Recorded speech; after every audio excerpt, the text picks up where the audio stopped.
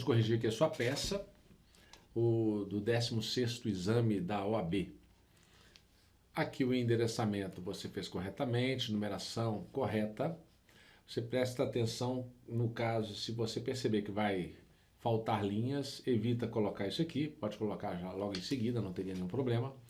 Você fez aqui o recolhimento das custas na conta vinculada do juízo, custas processuais já dispostos, pré-deferimento, perfeito. O endereçamento também, razões do recurso ordinário. Bom, como você descobriu que era razões do recurso ordinário? Porque você tinha uma sentença. Então até aí, tranquilo. Pedindo o quê? Que fosse reformada a sentença. Quando há erro no julgamento, é reforma. Quando há erro de procedimento, você pede a anulação. Exemplo, o juiz condena em insalubridade sem fazer uma perícia. O procedimento dele foi errado. Mesmo que haja uma revelia, tem que ter perícia no caso de insalubridade, periculosidade. Então aqui reforma, correto. Você entrou com a preliminar sobre o dano moral. Aí tem um problema que a gente tem que analisar. O dano moral, se a gente pegar lá na sentença, vamos pegar aqui o problema que foi fornecido para a gente. Vou colocar aqui na tela o caso que foi tratado no 16º exame. Então você tinha que a sociedade empresária pedreira, a detalhe, você não colocou pedreira na sua peça, então você tem que colocar o nome completo.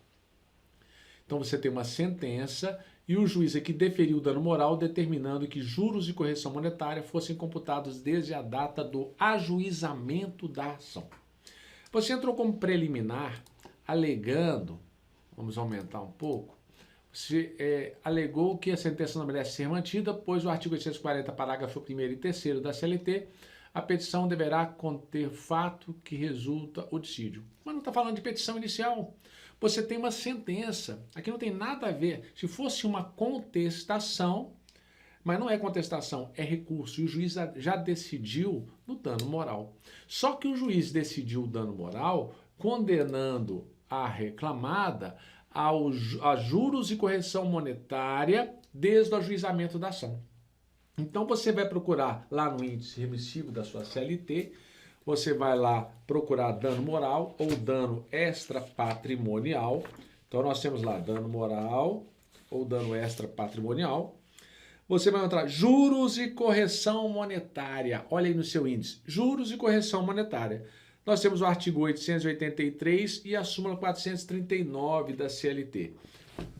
O artigo 883, vamos ver o que ele diz aqui. Você vai pegar aí o artigo 883 da CLT.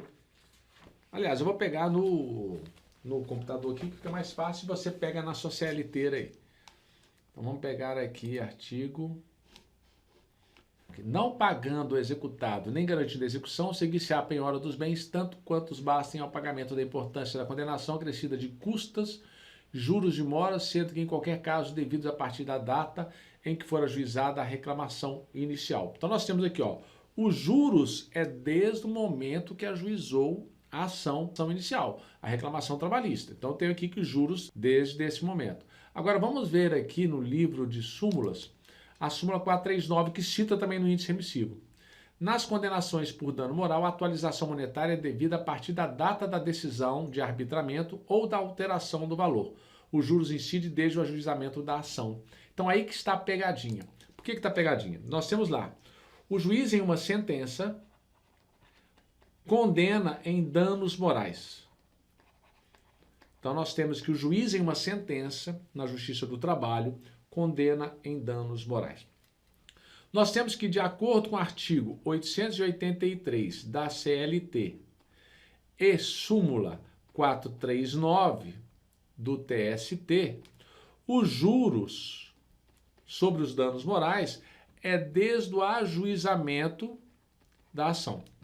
Agora, a correção monetária é desde o arbitramento, ou seja, no momento em que o juiz condenou, ou se foi para a segunda instância e houve recurso, houve alteração do valor, do momento da alteração do valor. Então eu não tenho correção monetária do momento do ajuizamento da ação, que é o que disse na sentença lá. Deferiu o dano moral determinando que juros e correção monetária fossem computados desde a data do ajuizamento da ação. você tinha que pedir a reforma da sentença, uma vez que a correção monetária deve ocorrer a partir do momento do arbitramento ou da alteração do valor, conforme o 439, e não do ajuizamento da ação. Essa que seria a dica com relação aos danos morais. Agora, voltando à sua peça, nós temos lá o adicional de periculosidade. Você pede, o juiz julgou procedente o adicional de periculosidade 50%. Mas o adicional de periculosidade ele é de quantos por cento? 30%.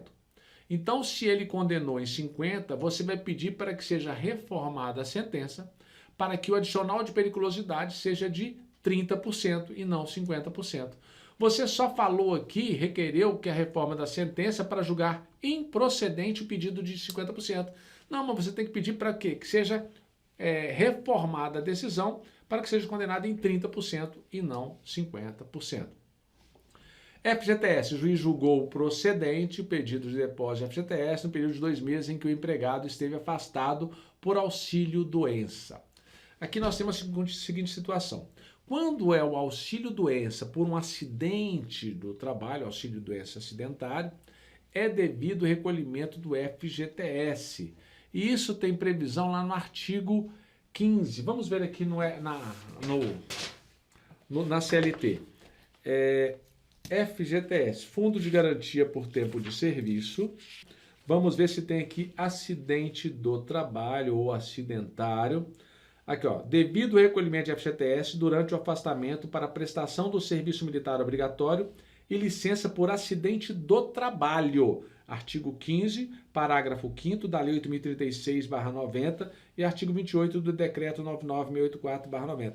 Então, quando que é devido o recolhimento do FGTS? É devido quando há um acidente do trabalho. Se foi um auxílio-doença, você caiu em casa e machucou, o patrão não vai ter que recolher o seu fundo de garantia. O fundo de garantia só é devido quando é auxílio-doença, no caso de auxílio-doença, pelo acidente do trabalho. Olha o problema, o que estava pedindo para nós. Aqui diz que determinou o depósito do FGTS no período de 2 meses em que o empregado esteve afastado por auxílio-doença previdenciário. Auxílio-doença previdenciário não é devido. Exemplo, eu caio, machuco em casa, trabalho na faculdade, eu vou ter o auxílio-doença previdenciário. Não vou poder trabalhar, vou ficar uns dias afastado. Não é obrigatório o recolhimento do fundo de garantia.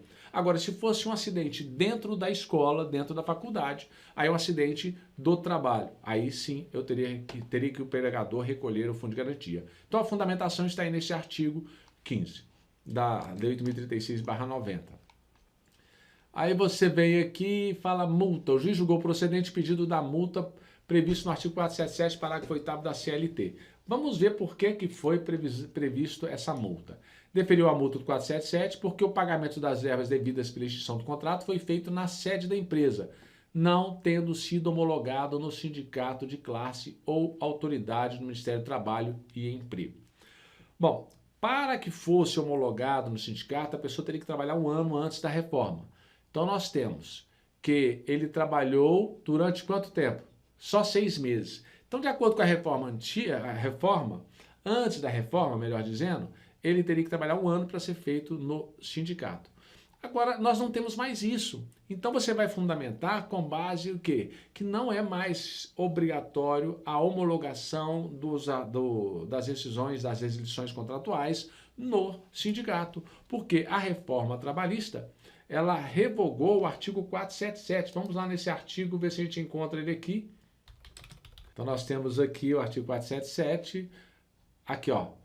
Parágrafo 1º, pedido de demissão ou registro de quitação de rescisão do contrato de trabalho firmado empregado com mais de 1 ano teria que ser feito sindicato. Com a reforma trabalhista, não exige mais nenhuma homologação. Foi revogado esse artigo aqui.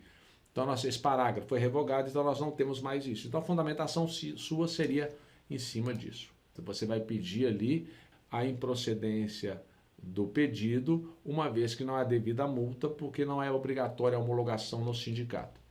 Indenização pelos frutos de má-fé, a sentença não deve ser mantida, pois é incompatível com o direito do trabalho. Perfeito, correta fundamentação, requerimentos finais, Aí nós vamos ter que corrigir essa parte com base no que foi decidido anteriormente, que eu mencionei anteriormente.